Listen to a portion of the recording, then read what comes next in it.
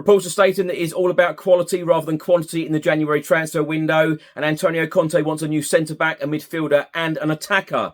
Reports are stating that Javert Tanganga could leave Spurs in January, and Richarlison is expected to be in the Tottenham Hotspur squad that will travel to the City ground, Nottingham Forest, on Wednesday, and Spurs have made contact with Atalanta star Ruslan Malinovsky.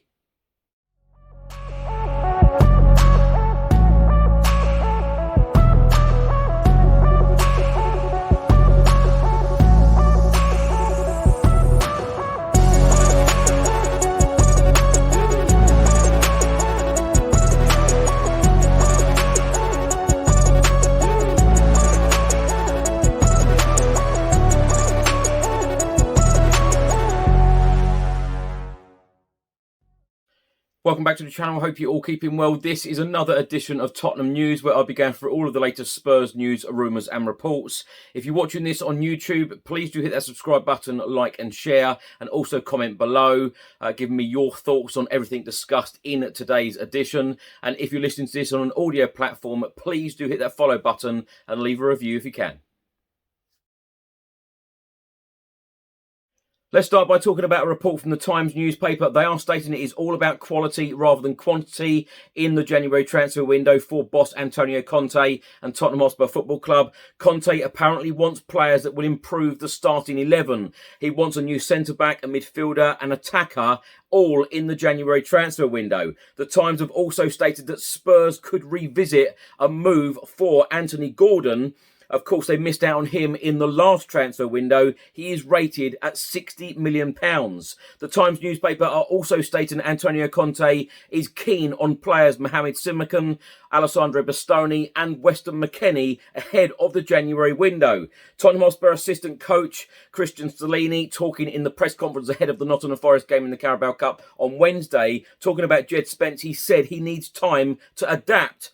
Reports in Italy are stating that Javert Tanganga will be allowed to leave Spurs in the January transfer window, but Antonio Conte doesn't want him joining Italian side AC Milan, the club who, of course, he was linked with in the summer window because Spurs will play AC Milan in the last 16 of the Champions League in February and March, and Antonio Conte does not want Javert Tanganga part of that squad to face Spurs.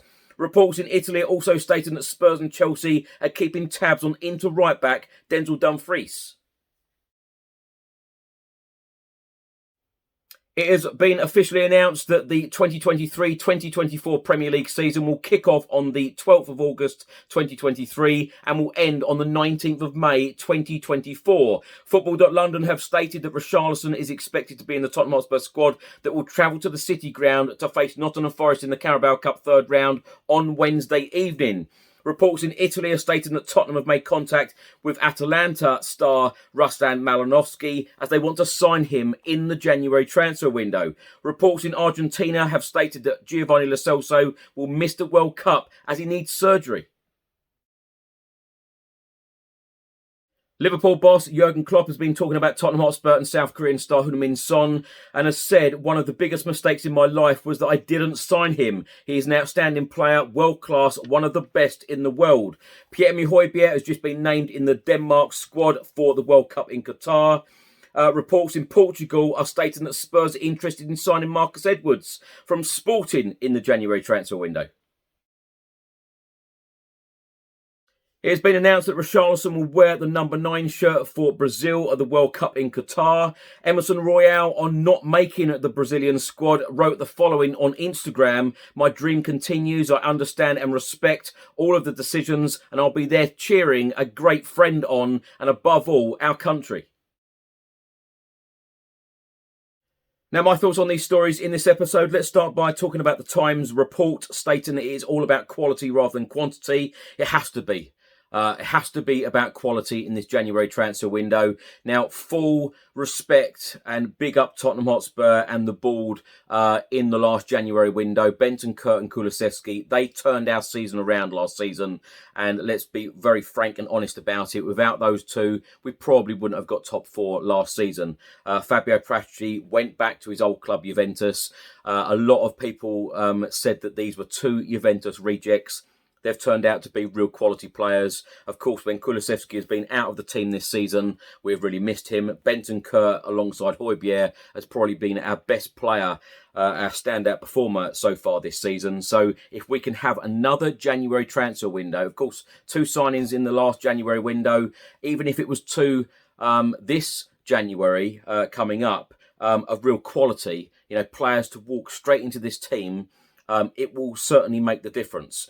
It's interesting, though, the Times have stated that Antonio Conte wants a centre-back, a midfielder and an attacker in the January window. Personally, I want to see a right wing-back come in, a player that will walk straight in to the starting 11. It's interesting how some of these reports are being recycled from previous windows. Spurs could go after £60 million rated Anthony Gordon again in the January transfer window from Everton. Will Everton let Anthony Gordon leave in the January window? I'm not so sure. If he was going to leave, it would probably be in a summer window, not in the January window for me.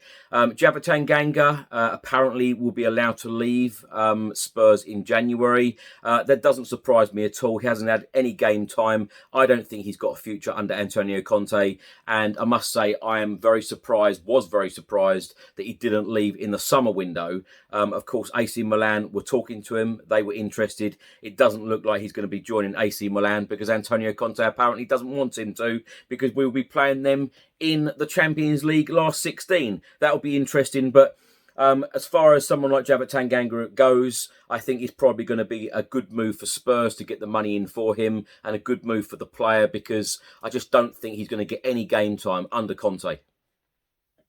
Also, the Times have stated Conte is interested in Weston McKennie, Alessandro Bastoni, Mohamed Simakan. Are any of those realistic names in the January transfer window? Probably not. One realistic name, though, that I think that Spurs will get done is Ruslan Malinovsky, of course, of Atalanta. He's out of contract at the end of this season. It looks like a deal will be done for him at around £13 million. He is a playmaker. He can play in the centre of midfield. He can play anywhere across the front three. So another versatile player. We know that Fabio Paratici and Antonio Conte love versatile players. So I can see that one getting done in January. Reports are stating that Richarlison is expected to be in the Tottenham squad to travel to Nottingham Forest. What a huge boost that would be. Imagine Richarlison back, Kulusevski back as well. If Harry Kane does start that game against Nottingham Forest on Wednesday, which I wouldn't be at all surprised, it would be so nice to bring Richarlison and Kulusevski on if they are on the bench, give them a little bit of game time. Richarlison, I have absolutely no doubt, will want a little bit of game time before heading off to the World Cup to get, some of his match fitness back and, get that little bit sharper before the World Cup starts. It'd be great to see him back to get some minutes, and hopefully Spurs can go through to the 4th round of the Carabao Cup Wednesday evening. Now, what a huge blow for Spurs, because, of course, Giovanni Lo Celso will now miss the World Cup as he needs surgery.